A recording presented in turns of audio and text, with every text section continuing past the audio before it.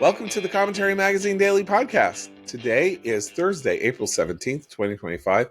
I'm John Podhoretz, the editor of Commentary Magazine, and we have a two-hander today. It's just me here with executive editor Abe Greenwald. Hi, Abe. Hi, John. So, Abe, you and I, we have closed the May issue of Commentary, which should be up today at commentary.org if it is not already. And I think you got to agree with me. We got a treasure trove here for our subscribers who can subscribe right now by going to commentary.org and hitting that subscribe button. Thick issue, 72 pages. We haven't had one in quite a while. It is up, as I see, on our site.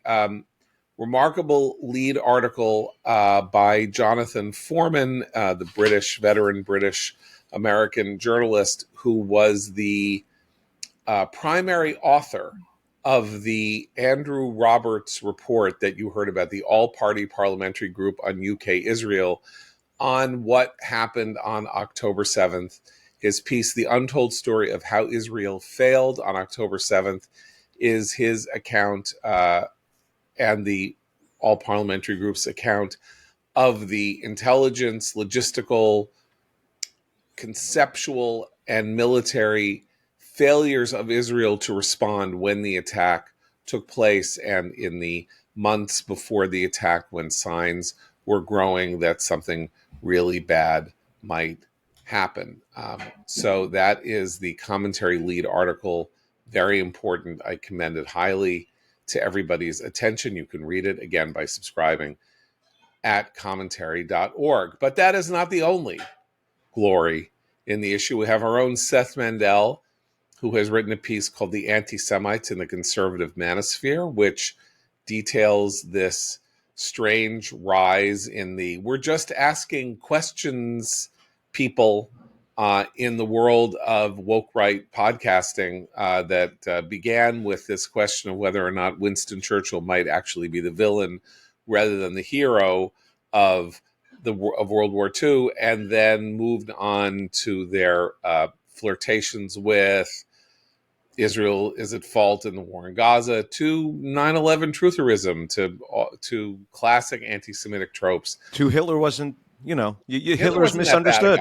Yeah, it was he really just didn't know what to do with all the people that he was taking prisoner. So didn't know how to didn't have enough food to feed them. Really was the thing.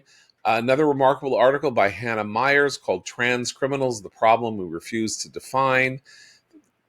Fact is, as she goes into detail, both in prisons and outside of prisons, the people who collate data on criminal justice are not collating data on how many crimes are committed in what proportion by people who define themselves as trans.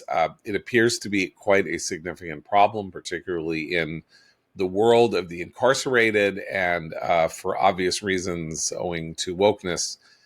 That data, people do not want to collate that data because it might suggest that something is going on that they do not want to look at. Very original piece. We have Joseph Epstein on How Jewish is Marcel Proust, the greatest novelist of the 20th century by many reckonings, born half Jewish. And of course, the lead character, much of his 7-volume masterpiece In Search of Lost Time is a highborn French Jew named Swann. What does this tell us about should he be entered in the canon of great Jewish writers? Liel Leibovitz on Chuck Schumer's book Anti-Semitism in America, which, if you like a good taking of a scalpel and slicing someone to ribbons right in front of your eyes, Liel's piece is for you. Other glories, Jim Meggs, our tech commentary columnist, with a piece on why the court's ruling on Greenpeace's efforts to disrupt the laying of pipeline in 2016 and 2017, this massive judgment against Greenpeace by a jury, why this is so important and where this comes from and what consequences might take place from it. Matt Continetti on why Mike Johnson has proved to be so unexpectedly adept as Speaker of the House. Jonathan Schanzer on gutter and why does everybody bow before this terror-supporting country? Just riches untold.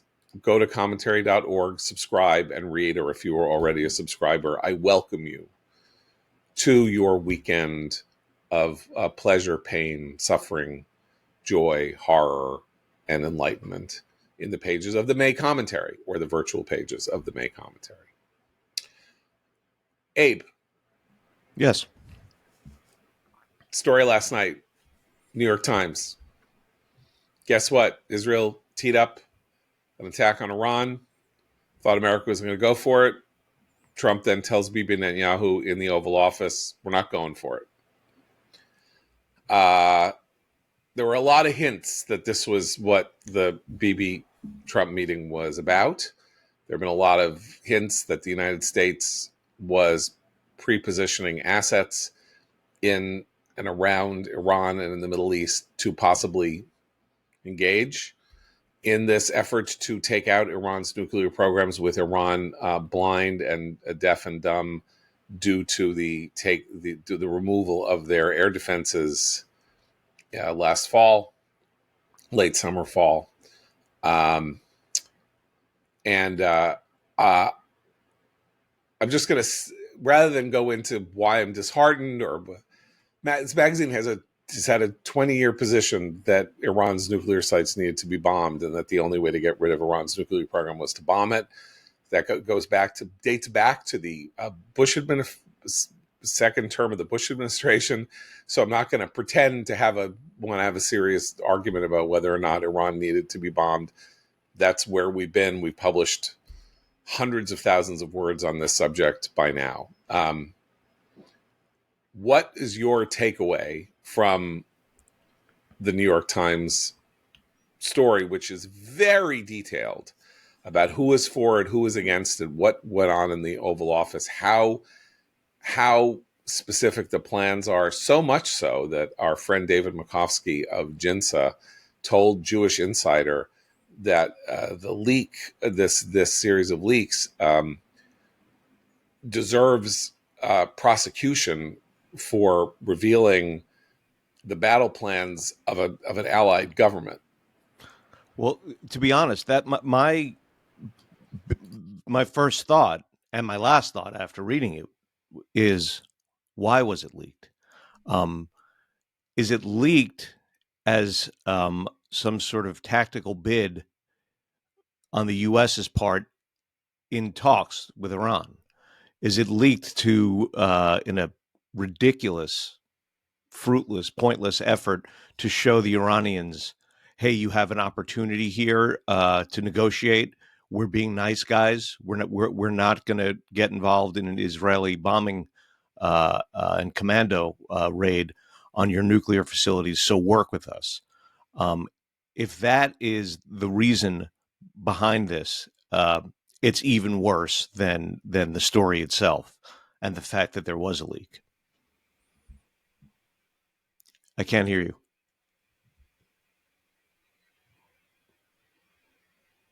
Sorry, everybody. I muted, which I never do. And so, of course, I then needed to unmute, and I didn't know where the unmute button was, because why would I ever mute? Because I never stopped talking. Okay. Here's the key details from the leak. Initially, at the behest of Mr. Netanyahu, senior Israeli officials updated their American counterparts on a plan that would have combined an Israeli commando raid on underground nuclear sites with a bombing campaign, an effort that the Israelis hoped would involve American aircraft. But Israeli military officials said the commando operation would not be ready until October. Mr. Netanyahu wanted it carried out more quickly. Israeli officials began shifting to a proposal for an extended bombing campaign that would also have required American assistance. Some American officials were at least initially more open to considering the Israeli plans. General Michael E. Kurilla, the head of U.S. Central Command, and Michael Waltz, the National Security Advisor, both discussed how the United States could potentially support an Israeli attack if Mr. Trump backed the plan. with the United States intensifying its war against the Iran-backed Houthi militants in Yemen, General Kurilla began moving military equipment to the Middle East. The second aircraft carrier, Carl Vinson, is now in the Arabian Sea, joining the carrier Harry S. Truman. The U.S. also moved two Patriot missile batteries and a terminal high-altitude area defense system known as a THAAD to the Middle East. Around a half dozen B-2 bombers capable of carrying 30,000-pound bombs essential to destroying Iran's underground nuclear program were dispatched to Diego Garcia, an island base in the Indian Ocean. So we are getting literally the entire plan laid out. Now, most of these details in some ways have already been made public. But here's the key. A meeting this month. Inside the Trump administration, some officials were becoming skeptical of the Israeli plan. In a meeting this month, Tulsi Gabbard, Director of National Intelligence, presented a new intelligence assessment that said the buildup of American weaponry could potentially spark a wider conflict with the Iran that the United States did not want. Now, I'm going to stop here. We're going to go on with this article, but the thing that we heard about Tulsi Gabbard and her report was not this. It was not that this could spark a wider conflict in the Middle East. It was that Tulsi Gabbard had presented an intelligence finding that Iran's nuclear program was not a threat. So either there were two reports, one said it's not a threat and the other said it could spark a wider war, or somebody was lying about what Tulsi Gabbard told the president and the administration. And so I don't know which, and maybe we shouldn't know either. Doesn't matter. Tulsi Gabbard, as one could have anticipated, is a voice inside the administration for preventing the United States from engaging in this aggressive effort against Iran. In a range of officials echoed Ms. Gabbard's concerns in the various meetings. Susie Wiles, the White House Chief of Staff, Defense Secretary Pete Hegseth, and Vice President J.D. Vance all voiced doubts about the attack. Even Mr. Waltz was skeptical that Israel's plan could succeed without substantial American assistance. Now, this is an odd couple of paragraphs. First of all, that you're a hawkish voice on Iran like Mike Waltz does not mean that that you think that Israel could go it alone and succeed in destroying Iran's nuclear program. That's the whole point of this conversation, is that Israel can't do it alone. And if we think that there is a national American interest as well as Israel's interest in destroying the Iranian nuclear program, America is going to have to be involved, at least at the logistical level, and very likely at the operational level, because of those 30,000-pound bombs on B-52 bombers at Diego Garcia. That's what is needed to burrow under the ground and destroy the underground facilities that Iran has. What's more troubling is subsequent paragraphs. In one discussion, Mr. Vance, with support from others, argued that Mr. Trump had a unique opportunity to make a deal with Iran because the Iranians said they were open to indirect talks. So they had a real opportunity to make a deal, and if the talks failed, Mr. Trump could then support an Iranian attack, Mr. Vance said, according to administration officials. So, sure, there can be a deal. We already know that Steve Witkoff, the negotiator, came back and said, hey, I got a deal for you. Don't have to get rid of your nuclear program. Just return to the enrichment numbers of, there was a deal. It was called the JCPOA, struck in between the Obama administration and Iran in 2015. That was a deal. There was a deal. I know Donald Trump called it the worst deal in the history of deals, but you know what? That was a deal. You could go back to it. Trump pulled out of it first term. Go back to it. There's a deal. Wahoo, because otherwise you might have to strike Iran if you're going to live up to the things that you've been saying about it. So there's 10 billion things to be said about this, but the question is what it says about the Trump administration's internal discussions about what is going on with American foreign policy. Well, it's exactly what I had feared would happen. I remember I wrote a newsletter, one of my daily newsletters, the day before uh, the uh, the first high level negotiations between the Trump administration and Iran. And I said, this is bad because Iran historically loves to drag out these negotiations, pretending that you can have some sort of deal with them if you just do this, that, and the other thing. Oh, yeah. And then we also want this, and then no inspections here, and then allow us to do this every so often in this. Um, and and the Trump administration, I think, similarly, Donald Trump. I mean, we see this with the Russia Ukraine negotiations. Um, will drag on something that's failing just so he doesn't have a loss to post. So I thought this was kind of a perfect storm of futility in the making here. And I think that's where we're headed. I think it's going to be, my guess, I could be wrong, um, drawn out, ultimately fruitless. Um, we're close. We're getting there. We had some good things happen over the weekend. I think there's room. You know, we're going to hear all sorts of happy talk, and there will be nothing resembling a deal. Iran is not. I mean, your whole John peroration about there could be a deal. The way the JCPOA worked, by the time they got to what they called a deal, it was really barely a deal. It was unenforceable. It sunset. It had a billion loopholes. It had, you know, Iran got it to the point where they said we could just sign this thing and it means nothing. Um, and that's what I fear. We have two sides that plausibly would be up for something like that this time around. The phalanx inside the Trump White House, which clearly is making all policy. Marco Rubio is apparently today in negotiations with Steve Witkoff with Putin on Ukraine. But Marco Rubio, as far as is probably playing solitaire on his computer for all the role that he is playing in American foreign policy. So I hope that he's glad that he left the Senate to be humiliated on a daily basis by third level White House officials who seem to have more sway over what's going on than he does. But phalanx of opinion, obviously, we have an ideological divide in the Republican Party.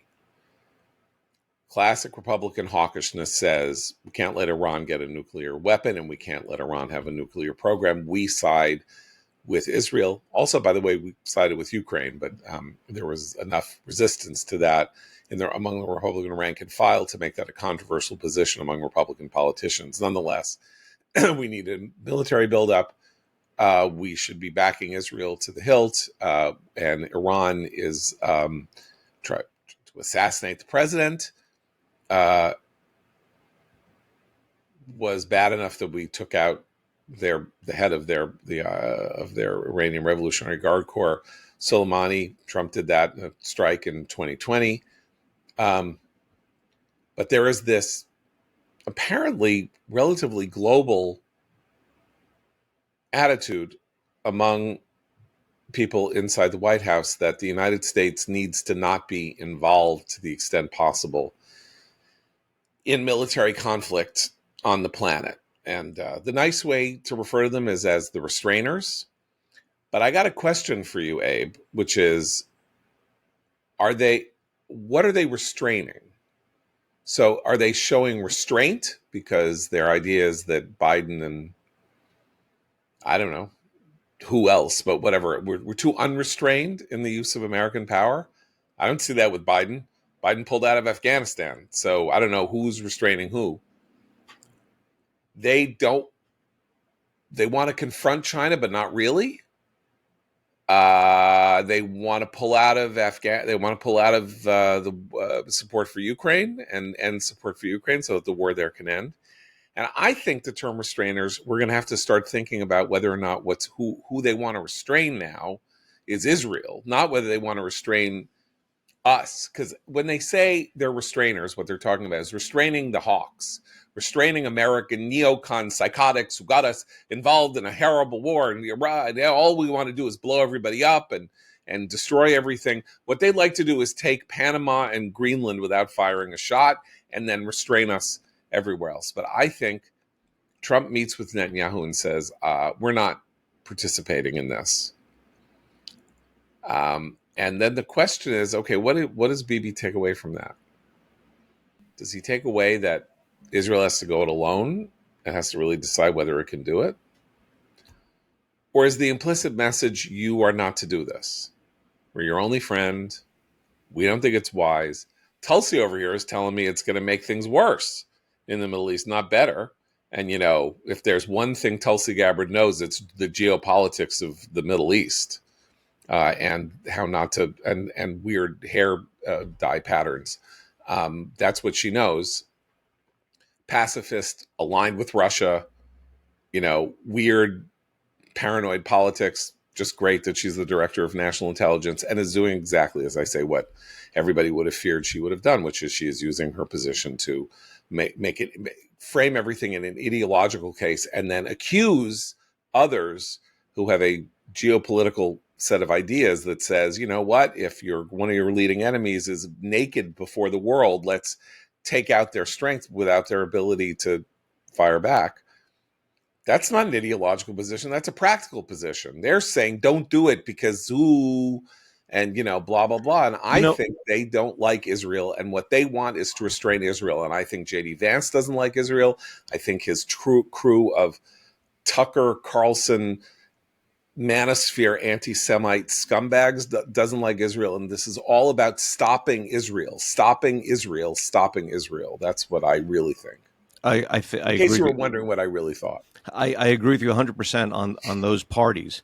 And I also just want to say this formulation that a strike on Iran could, quote, spark a wider regional war.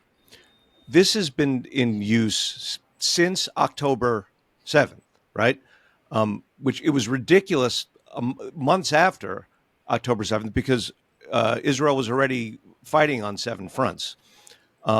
Today, what wider war could there be? This is it. I mean, Israel is decimated Hamas, has torn to shreds Hezbollah. We're daily lobbing bombs on the Houthis. Syria has been toppled. Syria's air defenses have been toppled. So have Iran's, and so have Iraq's on the way to Iran.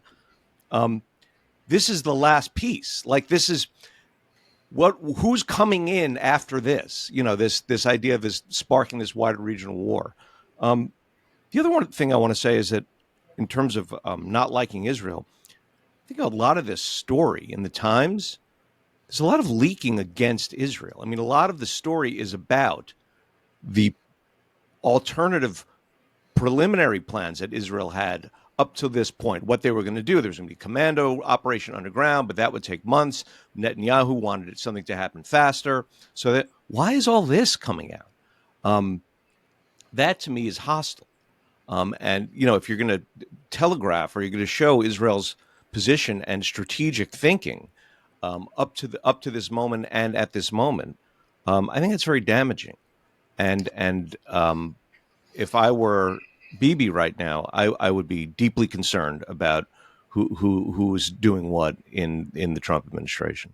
Well, and it may be Ronan Bergman is one of these reporters on the piece, the foremost Israeli investigative reporter who has his anti-Bibi sources in the Israeli military and intelligence high command, who are also restrainers and do not want this to happen because if Bibi wants X, they all want Y.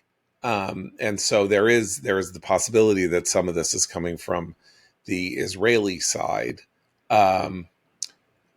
The key to considering why it matters that they're leaking this specifically against Israel is not this story, but again, a series of stories. The story that came out last week about how negotiator Adam Borer had established some kind of a rapport in the first direct talks with Hamas that the United States has ever engaged in, only to be rebuffed by a furious Ron Dermer, Bibi's sort of, I don't know what you would call him, his Harry Hopkins, his closest advisor, enraged and, scuttled whatever wondrous efforts Adam Borer might have been making, because they ate tea cakes together and talked about how amazing it was that they were sitting together. Hamas, by the way, of course, having rejected yet the latest effort and claiming they don't know where the remaining American hostage Adon Alexander is. They've lost him.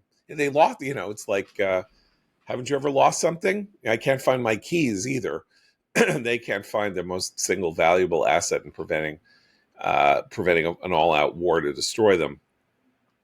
The reason I bring this up is that yesterday it was announced that Adam Borer, far from having humiliated himself and having shown that he should be kept far away from any negotiating table, has had his role as a hostage negotiator expanded by Donald Trump. So Donald Trump now has two lead negotiators, Steve Witkoff and Adam Borer, one of whom is sucking up to gutter and making a heartfelt thanks to Vladimir Putin for the wonderful paintings that he is delivering of Donald Trump, and Adam Borer, who was leaking to the New York Times about how mean the Israelis were to him when all he wanted to do was have tea cake and sit with people who have mass murdered Americans and Jews, and he himself is a Jew, and have a fine old time pretending that they're going to make a deal on the hostages.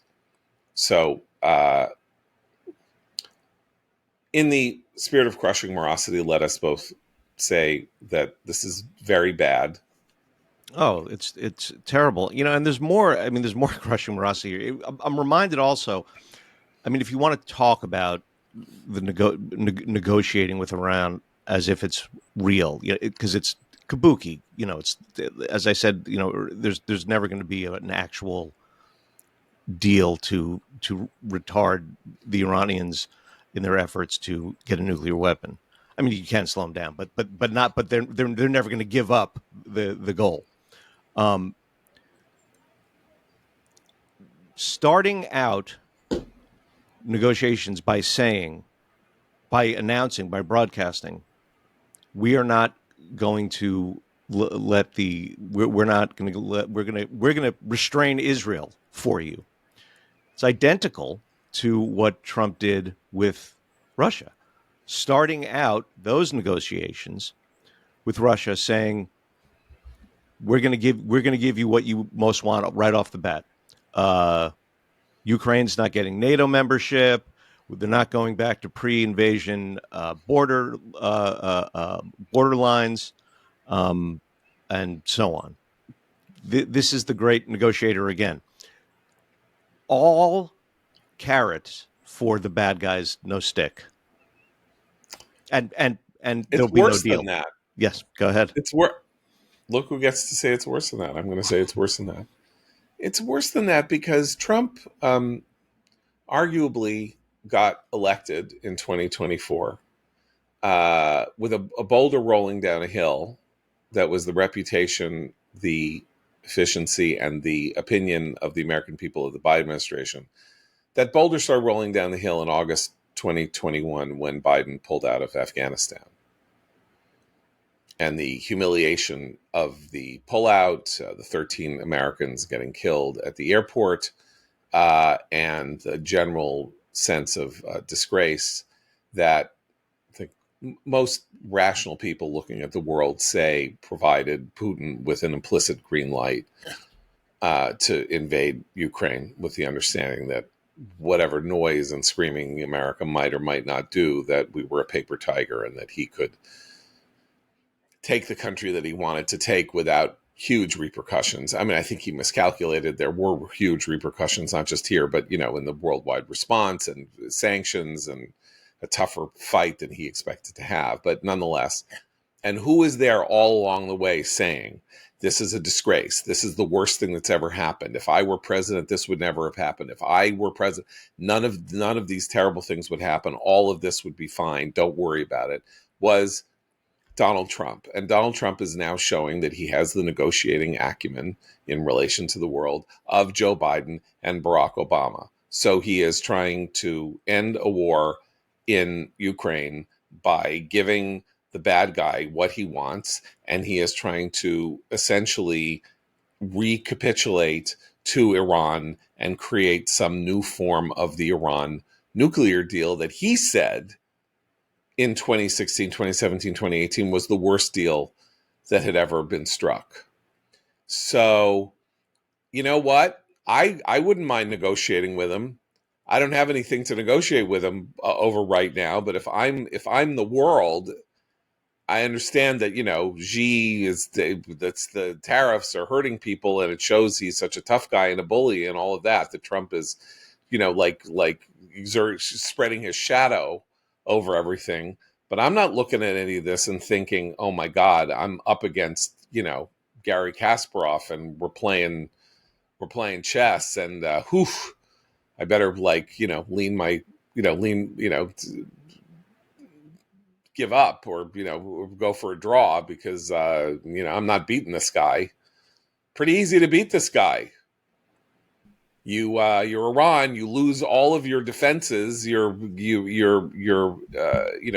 proxies in Lebanon and Gaza are all but fried. The United States is striking the Houthis on a daily basis. So you've lost your external ability to project your power outside your borders, and Israel's destroyed your air defenses, and Trump is coming to you hat in hand looking for a deal so he doesn't have to drop a bomb on your head. And by the way, this is why Bibi wanted to go on a faster timeline than the initial plan, because they have because this window will close. Iran can build its air defenses back. It can get its missile program up and running, which the Israelis also destroyed. So they wanted to take advantage of the most opportune time, and God knows what these fake negotiations. Not only is it going to give the Iranians more time, but they may ask for things that will actually help them build up their defenses here, and Trump getting played or Witkoff getting played may say yes. The only it's not even a ray of hope, but the only thing I look back on and think, well, maybe something like this could happen, is that during Trump's first administration, um, Iran was being very provocative, and there was an opportunity to hit a bunch of Iranian targets very hard, and on the U.S.'s part, and the plan was all set to go, and then Trump pulled back at the last second, didn't want to do it, got chicken, and things went on, and Iran didn't stop, and then Trump went back and killed Soleimani. So maybe, I mean, there's the article alludes to, should Iran, do anything, we will be, they will pay a heavy price, or will defend Israel, or whatever the language was. So maybe this Trump will revisit this in a different light at some point, but it's just bad. I'm not surprised at all. I had a bad feeling that this is where it was heading. The dynamic in American foreign policy and American politics in general would suggest like a counter response, or response, since all responses are counter, a response from the Democratic side or the liberal side, right? That would say, just as they are responding to the taking of, the repatriation of the supposed gang members to El Salvador, whatever. Like Trump says, Trump does X, they say Y. Trump says yes, they say no. One of the reasons that this is so disheartening is that I'm not saying Trump is turning on Israel. In no way, shape, or form is refusing to participate essentially in a shooting war with Iran, an act of turning on Israel. That would be wrong. Trump is not turning on Israel, and the continuing battles on anti-Semitism on the college campuses show that he needs to be seen as a friend of the Jews and a friend of Israel, and it would be extremely wrong to think otherwise. Not of people inside his administration or of influencers outside it, but of him and what is going on there. However, a healthier political system, let's say, or one that follows long standard patterns, would say, isn't it time for Democrats to rise up and say, why isn't Trump hitting Iran? They're naked, they're this. It's an easy shot. They are, the world's foremost state sponsor of terrorism. They paid for Hamas, they paid for Hezbollah, they're paying for the Houthis. They're still disrupting our forces in whatever forces we have in Iraq. They are harming the Iraqi government. They are playing games in Syria. Shouldn't we be doing this? And you'll note that there is literally no Democratic voice that is opening up a mouth to say anything about this, which is another reason to be disheartened is that this fight is entirely now internal within the right. And solely as a result of the right's vanguard in the form of the, manfluencers, we have a world in which there is no counter response. And the voices that one might expect in the House and the Senate who might push back on this news story or whatever are going to be very quiet because they don't believe that any public confrontation with Trump or with the administration will lead to anything but trouble for them and a kind of deepening of the orneriness on Trump's part and a strengthening of the hand of the people led by J.D. Vance, whom they think are, irresponsible and dangerous. So it's left to us or people like us to make this argument, and there are very few political leaders, who are willing to take up the cudgel to say, what do you mean you're not supporting? What do you mean you have a once in a generation opportunity to get rid of this nuclear program that has bedeviled the world now for 25 years?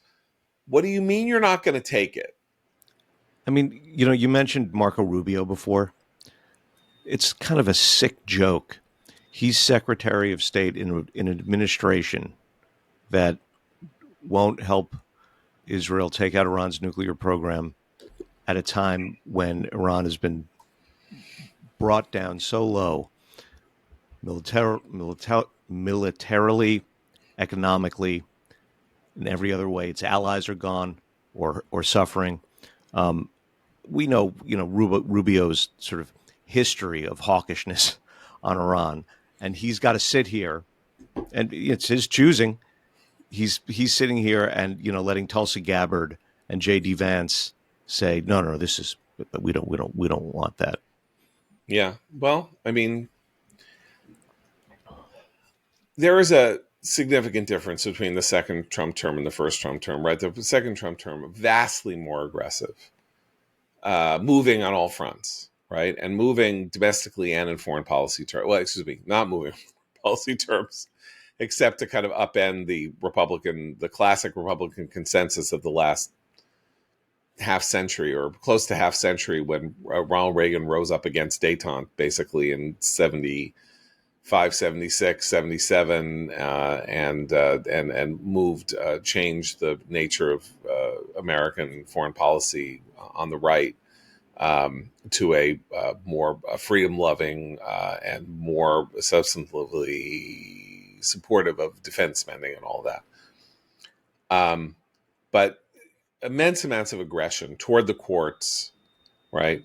Ignoring Congress, or not ignoring Congress, but paying no attention, not even looking to Congress or asking Congress to rubber stamp things. And of course, these efforts that are being made using executive orders to go at law firms, to go at universities, and the like. And what's interesting here is that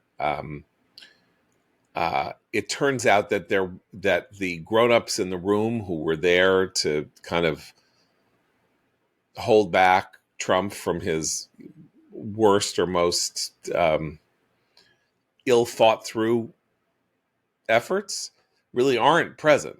They're not there. And he has appointed a cabinet of has a White House staff of yes men. He's allowed to do this, and he is not doing anything that he said he wasn't going to do. So I'm not saying that, that's we're going to he'll have the administration he has, and the public will have to take the full measure of it when it gets a chance to speak its mind in by-elections and midterm elections and then another presidential election. But there really is no voice inside, as far as we can tell, that is arguing against his most aggressive impulses. In other words, saying, except maybe Scott Bessent or whatever, but we can't tell on some of the tariffs, except saying maybe it is fantastic that you're going at Harvard. Maybe drop these 3 provisions from the demand sheet, because they're giving Harvard an out that we don't need to give Harvard. Let's hit them where they are weak, punch them where they're weak, and like leave these other things to one side. They'll fall apart of their own internal inconsistencies. But that's not the way they're doing it. That's not the way they're handling the courts. And so the danger there is that it's all going to fall apart. That all of the legal arguments that they make are going to fall by the wayside. Let's take a quick moment, by the way, to talk about the Harvard case and the big news over yesterday, which is that the administration is looking seriously at revoking Harvard's tax exemption as a nonprofit. This is a way more serious thing than people realize, and is actually, had they gone there first as opposed to second. No, I know something about this because Commentary is a nonprofit institution, and in 2010 or 2011, like other conservative institutions, we got a letter from the IRS claiming that we had violated our tax exemption and that we needed to prove that we had not done so, or it would be removed. So I called the lawyer looking into what to do about this. The reason that we were so accused is that Joe Lieberman had come to give a speech at Commentary in 2008. And in the course of this speech, the text of which we published on our website, he endorsed John McCain for president. Commentary is a 501c3 nonprofit, cannot endorse candidates. Commentary did not endorse John McCain, and but we published this thing where the text of this speech given at a Commentary event by the late Joe Lieberman, and called the lawyer and said, well, obviously this is a First Amendment, like they can't take away our tax exempt status because of published one thing. And our lawyer said, no, actually they can. They have almost unlimited discretion to revoke tax exempt status. The head of the IRS has unlimited discretion. There, in no way, shape, or form do you have a right to a tax exemption. A tax exemption is granted you as long as you fulfill certain mandates. One of those mandates is that you don't endorse candidates. So not only don't you have a right to a tax exemption, but they can pull your tax exemption and you have no recourse. There is no finding of law that says that you are granted a tax exemption. It is a gift of the federal government in a funny way. And regulations have been written. If they show you violated the regulations, they can. And Harvard has violated Title VI without question. It has violated. It even kind of acknowledges that it violated Title VI in the letter that Alan Garber wrote about how wonderful they'd been to change their policies to protect Jewish students. Harvard's in real trouble if this goes forward, because this is how the law works. And Harvard is in breach of its Now we got out of this, by the way, since I told the story. My method of getting out of it was to put into literally print 1 million pages of documents. That was the entirety of our website in the year 2008. So, or publish more than 1 million words, not 1 million pages, and send them to this field office of the IRS in Cincinnati, where all of this was coming from, to say, here's Discovery. This is our website from 2008. We argue that the sentence in which Joe Lieberman endorsed John McCain functions effectively as a part per million as a pollutant, as a part per million. In no other way, shape, or form did we endorse any Republican candidate for anything or endorse any candidate for anything. And if you can find that in here, then you are welcome to do so. So we are supplying you with every word that we have published. And we never heard from them again.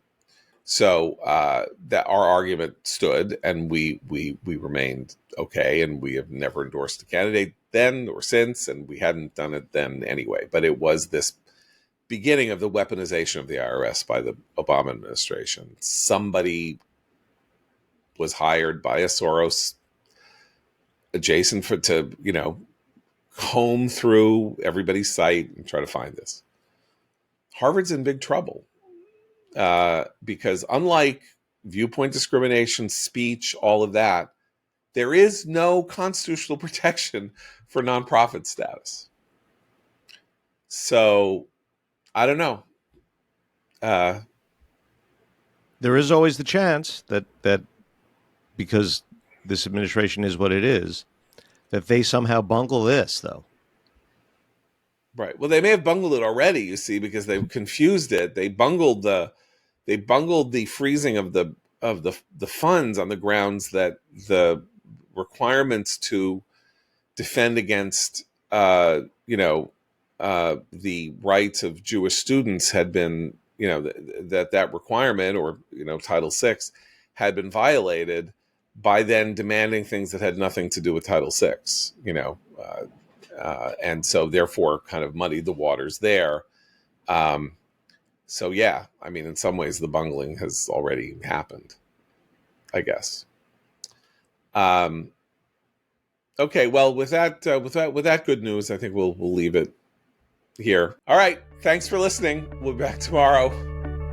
It's me and Abe. Keep the candle burning.